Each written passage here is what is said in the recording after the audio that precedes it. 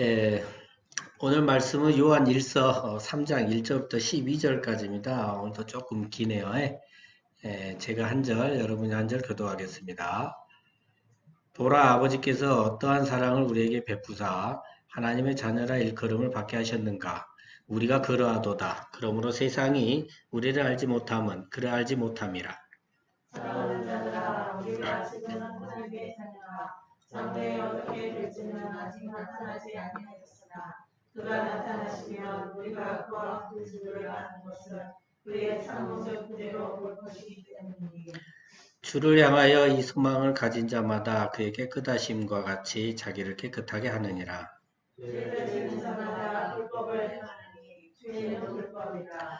그가 우리 죄를 없애려고 나타나신 것을 너희가 아나니 그에게는 죄가 없느니라.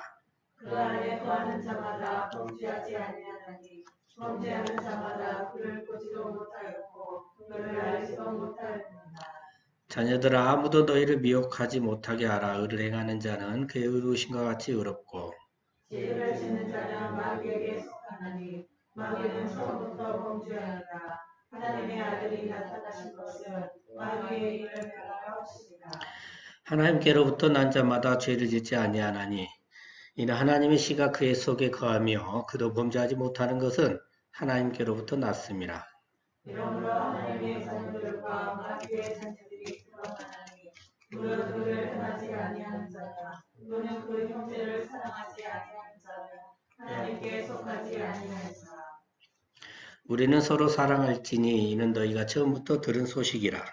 가인같이 하지 말라. 그는 악한 자에게 속하여 그 아우를 죽였으니 어떤 이유로 죽였느냐. 자기의 행위는 악하고 그의 아우의 행위는 의로움이라. 아멘. 잠시 기도하겠습니다.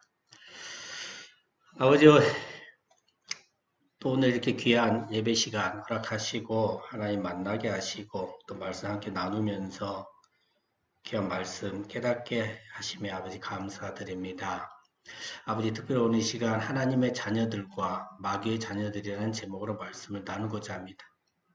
오늘 이 시간을 통해서 하나님의 자녀와 마귀의 자녀가 어떻게 구별이 되는지 깨닫게 하시고 또 그 안에 있는 그 하나님의 사랑을 온전히 깨닫게 하셔서 그 사랑에 감사하며 항상 감사하는 마음으로 하나님 말씀에 순종하며 살아갈 수 있는 저희들이 될 수 있도록 아버지여 축복하여 주시옵소서. 감사드리며 우리 주 예수 그리스도의 이름으로 기도드립니다. 아멘. 언제나 그 말씀을 준비하면서 느끼는 것은 그렇습니다. 정말 하나님이 우리를 너무너무 많이 사랑하시는구나. 정말 하나님 없이는, 예수님 없이는 아무것도 할 수 없는 우리들인데 왜 이렇게 교만해서 자꾸 스스로 뭔가를 하려고 하는지. 설교 준비도 어떻게 해요? 자꾸 자기가 하려고 합니다. 자꾸 들으려고 하는 게 아니라 자기가 뭔가 만들어내려고 하더라. 참 그런 나 자신의 모습 속에서도 또 하나님께 부끄러움을 많이 느낍니다. 자, 본문 1절에 맨 앞에 보면 보라라고 하죠. 보라. 그렇죠? 그래서 이제 뒤에 말을 강조하기 위해서 집중시키는 것입니다. 자, 그러면서 강조하시는 것이 뭡니까? 아버지 하나님께서 어떠한 사랑을 우리에게 베푸셔서 우리를 하나님의 자녀라 일컬음을 받게 하셨는가라는 거, 이걸 강조합니다.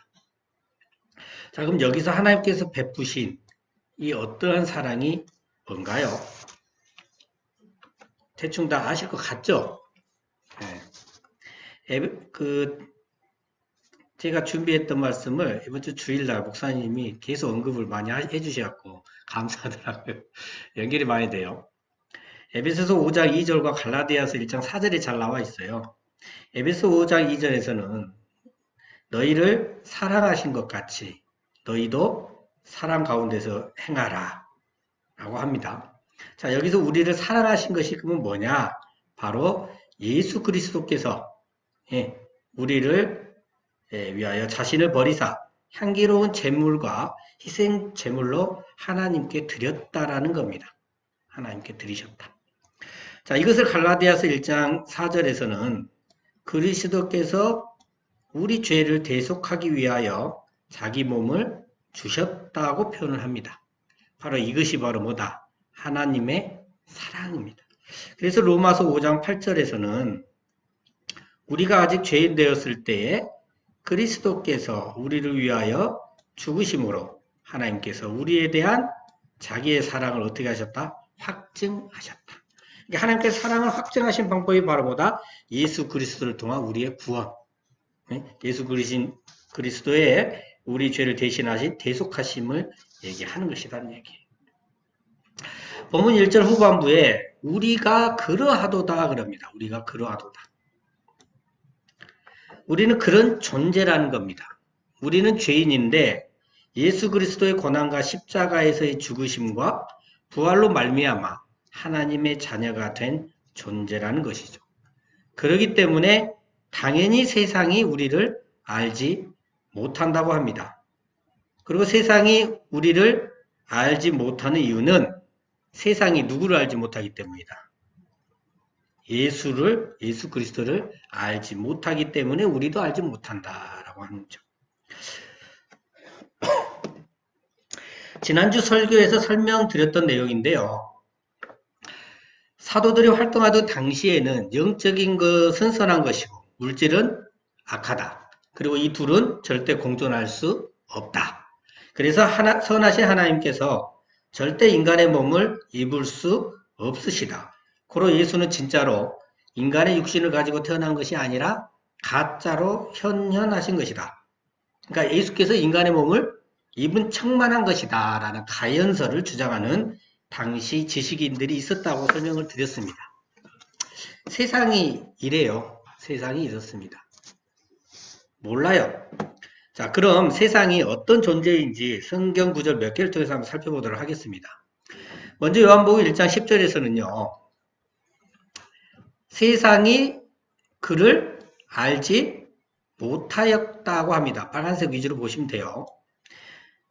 그러니까 세상이 예수 그리스도를 알지 못하였다는 말이죠. 또 요한복음 14장 17절에서는 예수는 진리의 영이신데 세상이 예수를 받지 못합니다. 능히 받지를 못합니다. 근데 그 이유가 뭐냐? 세상이 그를 보지도 못하고 알지도 못하기 때문이라고 합니다.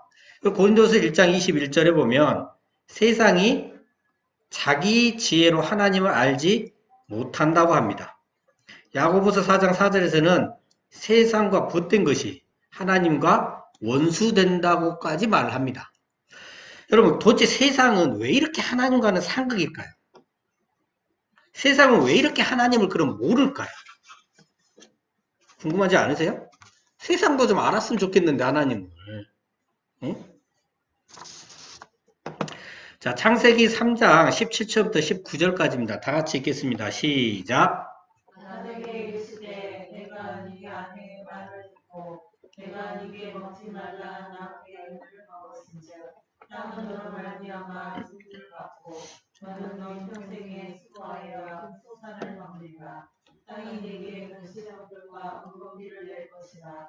네가 먹을 것은 밭의 채소인즉 네가 흙으로 하여서 그에게 땀을 흘려야 먹을 것을 먹으리니 네가 그것에서 취함을 입었으니라. 너는 흙이니 흙으로 돌아갈 것이라 하시니라. 자, 아담이 선악을 알게 하는 나무의 열매를 먹은 후에 하나님께서 죄로 인해 있어질 수밖에 없는 일들에 대해서 아담에게 말씀하시는 장면입니다.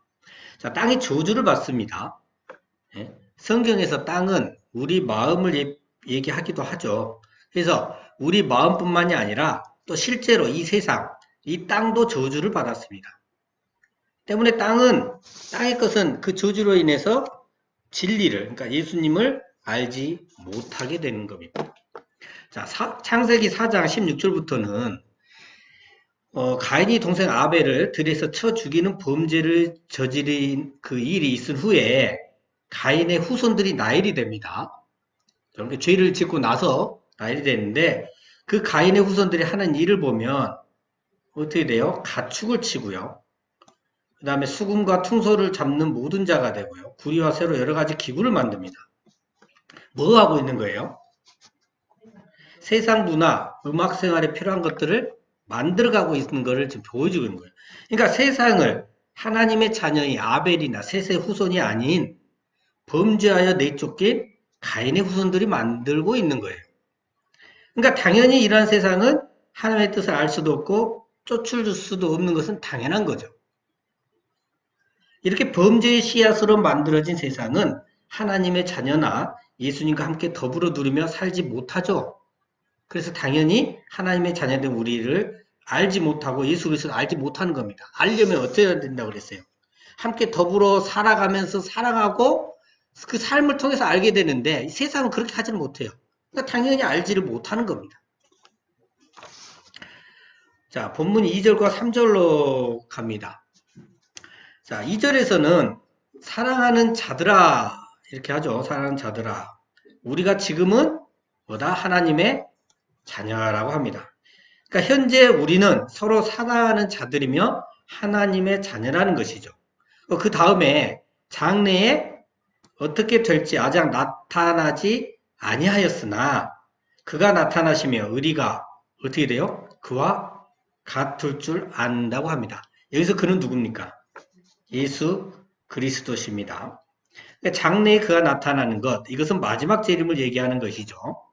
그러니까 예수께서 마지막 재림하실 때 우리가 지금 입고 있는 이 육신, 이 연약하고 범죄할 수밖에 없는 이 약한 육체가 아니라 완전한 몸으로 변하게 됩니다. 그것을 우리가 아는데 그 아는 이유가 뭐냐? 2절 하반부에 나와 있는데요. 그의 참모습 그대로 볼 것이기 때문이라고 합니다. 예수님의 참모습 그대로 볼 것이기 때문에 우리가 안다는 거죠. 그럼 이 말은 우리가 알고 있는 그 참모습 그대로 오시고 그걸 우리가 보니까 안다는 거예요. 그리고 3절에 보면 우리가 주를 향해 이 소망을 가진 자라고 합니다. 그러니까 장래 마지막 예수님 재림 때 우리가 예수님과 같이 완전한 모습으로 변할 줄 알고 그 소망을 갖는다는 것이고 그 소망을 가진 자마다 그의 깨끗하심과 같이 자기를 깨끗하게 하느니라는 거예요. 자, 여기서 알 수 있는 것 또 하나는 예수님의 참모습이 뭐다?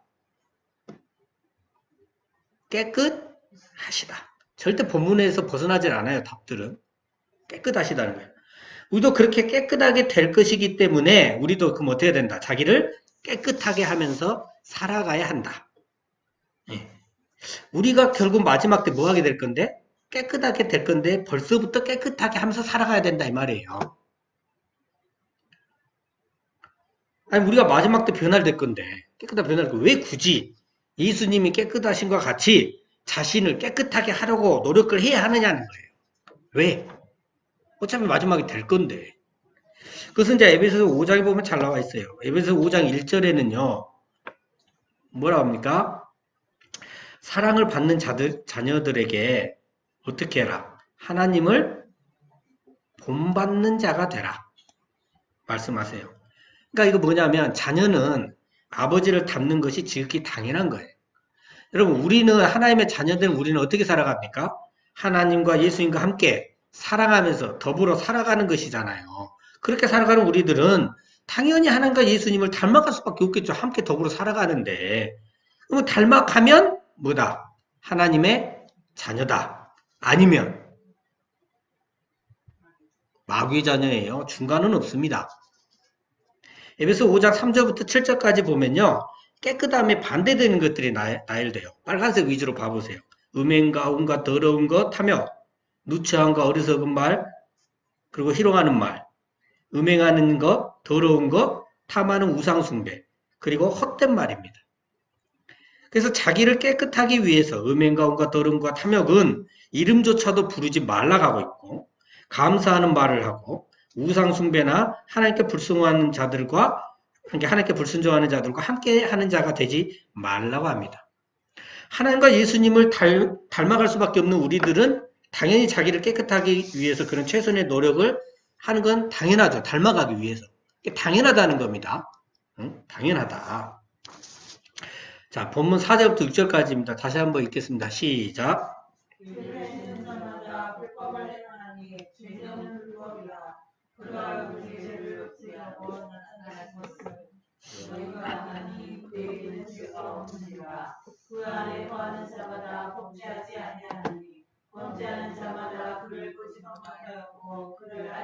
없사이느니라. 자, 4절의 이 죄는요, 4절의 죄는 하말티아예요. 그러니까 뭐였어요? 아담으로부터 인한 죄였죠. 하나님만이 하실 수 있는 선악의 구분을 인간이 해버리게 된 지옥 갈 수밖에 없는 죄를 말했습니다. 이 죄는 아담이 하나님처럼 되고자 한 자기 중심적 교만이었어요. 이 죄로 인해 우리에게서 잘못이라는 것이 나온다고 이전에 말씀을 드렸잖아요. 그래서 본문 4절에서는 이 죄를 짓는 자마다 뭐가 나온다? 불법이 나온다. 잘못이 나온다. 그 말이에요. 그렇죠? 그럴 수밖에 없다. 바로 이 지옥에 갈 수밖에 없는 죄를 없애기 위해서 누가 오셨다? 예수님께서 오셨다. 예수님께서 오셨다, 나타나셨다는 겁니다. 그러니까 예수 그리스도께서 인간의 몸을 입고 나타나셨는데 그렇게 나타나신 그가 뭐가 없다? 죄가 없으시다. 그러니까 죄가 없으신 예수님께서 우리 죄를 대속하기 위해서 고난을 당하시고 십자가에 죽게 순정하시고 부활하심으로 우리 죄를 대속하시고 우리를 구원받게 해주셨는데 이 말은 뭐예요? 지옥에 갈 수밖에 없는 죄를 가지고 있는 죄인이 대신 다른 죄인을 위해서 죽어봤자 아무런 의미도 없고 죄값도 치를 수가 없죠. 그래서 죄가 없으신 그것도 하나님과 동일하신 예수님께서 직접 우리 인간의 몸을 입고 오셔서 우리 죄를 대신 치러주셨다는 거예요. 자, 그럼 여러분 궁금한 게 안 생기세요? 하나님은 정말로, 예수님은 정말로 죄가 없으실까? 그냥 죄가 없다니까 없는갑다 이렇게 생각할 거냐? 성경은 항상 얘기를 다 해줍니다. 자, 마태복음 그 증거를 한번 볼게요. 먼저 첫 번째는요. 예수님께서 죽기까지 순정하셨다는 것이에요. 왜 이것이 그럼 증거가 되느냐? 예수님께서는요. 엄청난 고통과 죽음을 감내하고 싶지 않으셨어요. 않으셨다니까요. 근데 또 불구하고 자신의 뜻대로 하지 않고 온전히 순종하셨어요. 마태복음 26장 36절부터 46절까지 보면요. 예수님께서 십자가에서 달리시기 위해서 군병들에게 잡히시기 직전에 겟세마네 동산에 기도를 하러 가십니다. 기도를. 그죠? 자, 여기서 베드로와 세베대의 두 아들을 데리고 가시면서 하시는 말씀이 뭐예요? 고민하고 슬퍼하사. 너무 두꺼워버리네요. 네. 그다음 내 마음이 어째요? 매우 고민하여 어쨌다. 죽게 되었다. 그렇게 하고 그러니까 너도 깨어서 있어라 하고는 올라가서 얼굴을 땅에 대시 엎드려 기도를 하시잖아요. 뭐라고 하십니까? 내 아버지여 만일 할만하시거든 이 잔을 내게서 지나가게 하옵소서. 여러분 대부분 남자들이요 예전에 군대 갔다 오면요 뭐라고 하냐면 모르고 한 번은 갔다 왔는데 이제는 알고는 두 번은 못 가겠다 그래요. 저도 군대 갔다 와서 꿈을 꿨는데 악몽을 한 번씩 뭘 꾼지 아세요? 나 분명히 군대 갔다 왔는데 또 가야 된다고 억지로 끌고 가는 강제로. 엄청 무서워요. 그러니까 뭔 말이에요? 알고는 정말 못하게. 근데 여러분 지금 예수님께서요. 자신이 얼마나 큰 고통을 당하셔야 되고 얼마나 긴 시간 동안에 그 기나긴 고통을 받아야 되는지를 다 알고 계셔요. 얼마나 고민되고 얼마나 슬프시겠냐 이 말이에요. 그럼에도 불구하고 예수님께서는 뭐라고 합니까? 이렇게 기도해놓고 설마 나의 원대로 마옵시고 뭐예요? 아버지의 원대로 하옵소서 이렇게 기도를 하세요. 그리고 40절 보면요. 그렇게 기도를 하시고 제자들에게 왔는데 제자들이요. 잠을 자고 있어요. 예수님께서 자신이 매우 고민하여 죽게 되었다고 이까지 얘기를 했는데 제자들이 자고 있어요.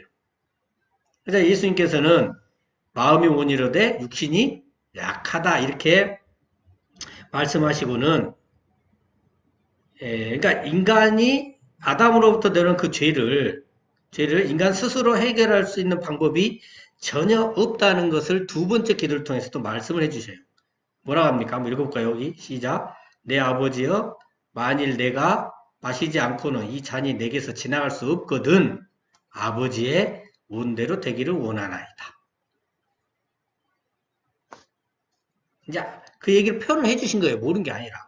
그리고 세 번째 기도도 똑같이 말씀을 하시고는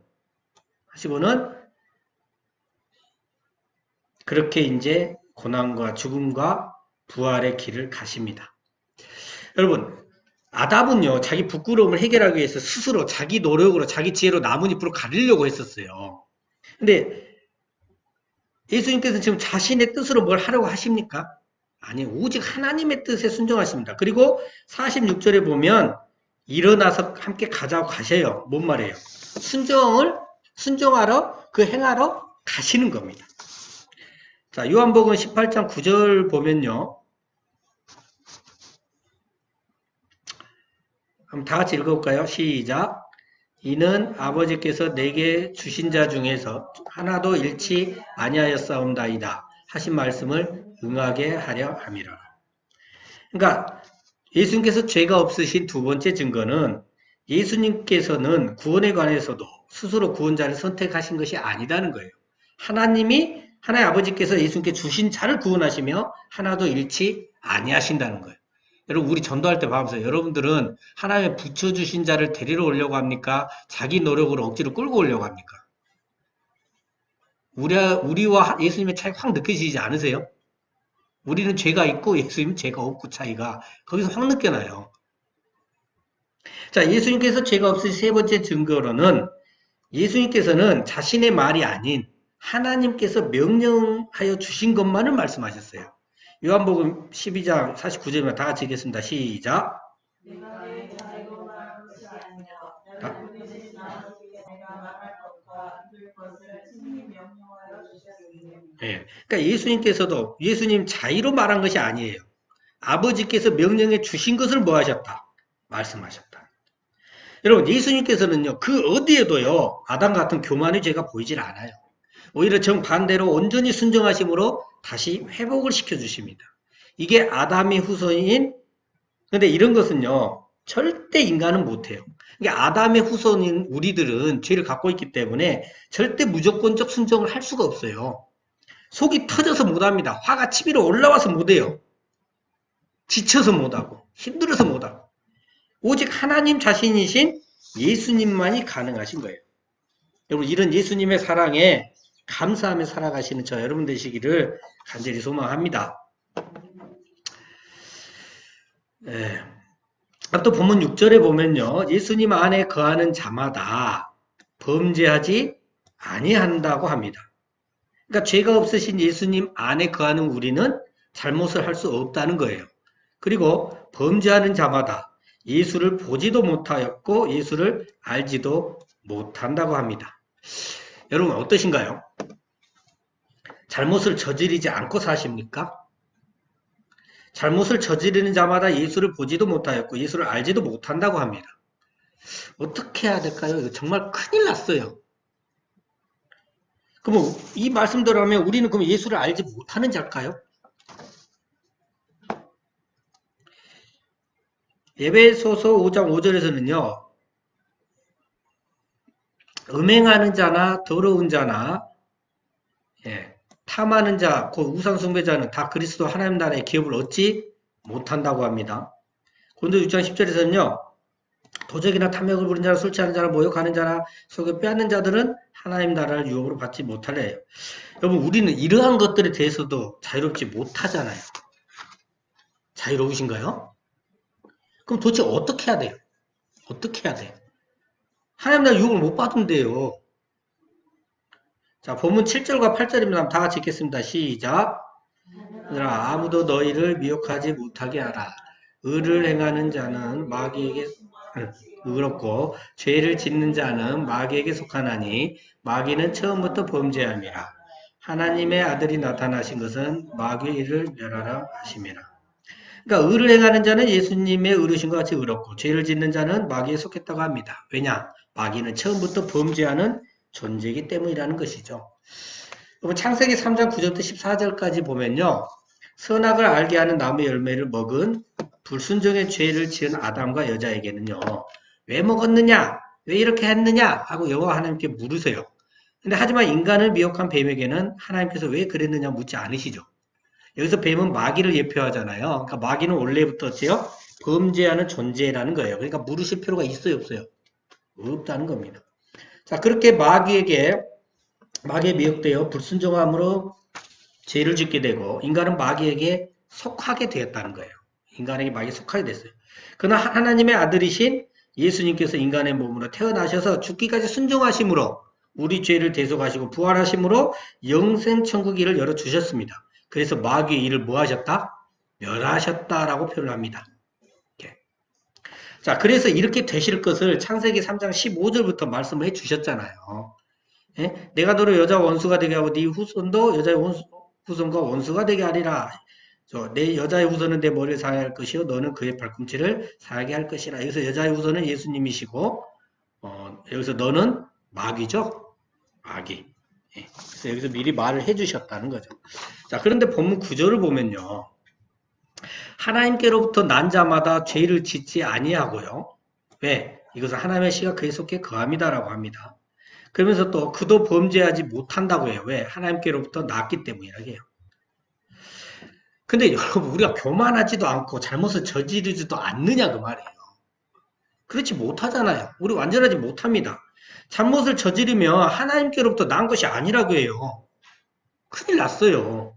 예? 여러분 오늘 이 문제를 반드시 해결을 해야 됩니다. 오늘 이 말씀을 통해서 하나님께서 해결해 주실 줄 믿으면 아멘 하시기 바랍니다. 반드시 해결을 하고 가야 됩니다. 자, 본문 10절 보면 하나님의 자녀들과 마귀의 자녀들이 드러난다고 합니다. 하나님의 자녀들이 있고 마귀의 자녀들이 있다는 것이죠. 그러면서 의를 행하지 아니하는 자는 또 형제를 사랑하지 아니하는 자는 하나님께 속하지 아니하니라. 그러니까 누구의 자녀라는 얘기예요? 이렇게 하면 마귀의 자녀라는 얘기예요. 자, 그러면서 12절에 가인의 예를 듭니다. 본문 12절 한번 다 같이 읽겠습니다. 시작. 가인같이 하지 말라. 그는 악한 자에게 속하여 그 아우를 죽였으니 어떤 이유로 죽였느냐? 자기 행위는 악하고 그의 아우의 행위는 의로움이라. 자, 오늘 우리가 반드시 해결해야 되는 문제가 우리가 예수님을 아는 자인가 아닌가? 우리가 하나님의 자녀인가 마귀의 자녀인가? 이 문제잖아요. 이것을 하나님께서 예로 누굴 들어주셨어요 지금? 가인이요. 그러니까 가인과 아벨 사건을 통해서 그 답을 찾아봐야 됩니다. 자, 창세기 4장 1절부터 8절까지를 보겠는데요. 가인과 아벨에 대해서는 대부분 내용을 잘 아시니까 읽지 않고 바로 설명으로 들어가도록 하겠습니다. 아담이 그의 아내 하와와 동침을 해서 가인을 낳습니다. 가인은 농사하는 자였습니다. 그죠? 그리고 아우 아벨은 뭐 하는 자예요? 양치는 자입니다. 세월이 지난 후에 여호와 하나님께 제사를 드리는데 가인은 뭘로 드리냐면 땅의 소산으로 드려요. 아벨은 양의 첫 새끼와 그 기름으로 드립니다. 근데 여호와께서는 어찌 되신 일인지 아벨과 그의 제물은 받으셨는데 가인과 그의 제물은 받지 않으십니다. 왜 그러셨을까요? 가인의 제물이 뭐예요? 땅의 소산이에요. 세상 것, 세상의 소망을 가지고 드렸다는 겁니다. 이것이 문제입니다. 헌금을 하면서 여러분 세상의 성공을 위해서 기도하지 않으세요? 돈, 세상 명예 위해 기도하는 거 이런 것들도 그럼 하나님께서 받고 싶어 하지 않으시겠죠. 반면 아벨은 양의 첫 새끼와 기름으로 드렸어요. 여기서 양의 첫 새끼는 첫 열매 대신 예수 그리스도를 예표하고 그 기름은 성령을 예표하고 있어요. 그러니까 아벨은 하나님의 것으로 제물을 드렸다는 걸 알 수가 있어요. 하나님의 나라의 것을 소망하면서 드린 것입니다. 아무튼 여호와 하나님께서는 아벨과 그의 제물은 받으셨으나 가인과 그의 제물은 받지 아니하셨습니다. 그러자 가인이 어떻게 됩니까? 몹시 분하여 안색이 변하니 그래요. 사실 아담의 후손인 우리들은요. 여기까지는 어쩔 수 없는 부분입니다. 우리가 누구나 이런 상황이면 화가 날 수 있어요. 그런데 6절과 7절을 보면 여호와께서 가인에게 말씀을 하십니다. 네가 분하여하면 어찌 됨이냐? 안색이 변하면 어찌 됨이냐? 네가 선을 행하면 어찌 낯을 들지 못하겠느냐? 선을 행하지 아니하면 죄가 문에 엎드려 있느냐? 죄가 널 원하나 너는 죄를 다스릴지니라. 분명 하나님께서 가인이 화가 났을 때 죄가 너를 원하나 너는 죄를 다스릴지니라고 말씀을 해주셨어요. 그런데 가인은 그 말씀에 순종하지 않고 결국 아우인 아벨을 들여서 쳐 죽입니다. 이것이 문제입니다. 하나님께서 터치하실 때 순종하지 않는 것이 문제인 거예요. 죄를 다스리고 미워하지 말고 사랑하라고 하나님께서 터치해 주실 때 우리는 그럼 어떻게 해야 돼요? 그 말씀에 순종해야 한다라는 거예요. 근데 그래서 본문에서 뭐라고 하냐면요. 본문 11절에 우리는 서로 뭐 해라? 사랑해라. 이렇게 말을 해주고 있습니다. 자, 마태복음 18장 1절로 4절하고요. 마가복음 10장 13절로 15절에 보면 예수님께서 어린아이와 하나님의 나라, 천국을 연결시켜서 설명해 주시는 부분이 나와요. 어린아이들과 같은 자가 천국에 들어가는데 마태복음에서는 어린아이와 같이 자기를 낮추어야 한다라고 얘기를 하고 있고요. 마가복음에서는 어린아이 같이 하나님 나라를 받들어야 한다라고 얘기를 합니다. 어린아이들은 연약해서요. 실수도 많고 잘 싸우기도 하고 욕심 때문에 곧잘 잘못을 저지르기도 합니다. 근데 그때 부모가 그것을 인지하고 야단을 치면 대부분 부모 말을 잘 따라요. 그리고 또다시 그 실수를 하더라도 부모의 말을 들으려고 노력을 합니다. 이것이 어린아이들의 낮아짐과 어린아이들의 하나님 나라를 받드는 행위예요. 또 이것이 가인과의 차이입니다. 가인은 하나님께서 터치해 주실 때 그 말씀에 순종하지 않았던 것이 문제고요. 하나님께서 터치하실 때 그의 말씀에 순종하면 하나님의 자녀, 순종 안 하면 뭐예요? 마귀의 자녀가 되는 거예요. 그래서 어린아이처럼 해야 됩니다. 하나님께서 여러분 터치해 주실 때, 잘못이 깨달아질 때 그 말씀에 순종하여 서로 사랑함으로 돌이키면 되는 겁니다. 그래서 이런 어린아이와 같은 우리는 예수를 아는 자고 하나님의 자녀라는 것이죠. 믿어지십니까? 안 믿어지신가 봐. 마무리하겠습니다. 우리는 예수님의 대속하심으로 말미암아 세상이 아닌 예수님께 속한 자입니다. 그러나 예수님께 속한 우리이지만 현재는 너무도 나약하여 자꾸 넘어지고 자꾸 실수하며 죄를 짓고 있습니다. 물론 먼 미래에 예수님께서 마지막 재림하실 때는 우리도 죄와는 아무런 상관이 없는 완전체로 그 예수님처럼 될 줄 알고 믿고 소망하고 있습니다. 또 하나님께서는 우리가 깨끗한 삶을 살아가길 원하세요. 그래서 지금 현재 우리가 잘못을 저지르지 않을 수 없는 나약한 존재일지라도 우리의 아버지 대신 하나님께서 터치해 주실 때 그 깨달음이 올 때 그 말씀에 온전히 순종하여 돌이킬 수 있는 그러한 하나님의 자녀가 되시는 저와 여러분 되시기를 예수 그리스도 이름으로 축원합니다.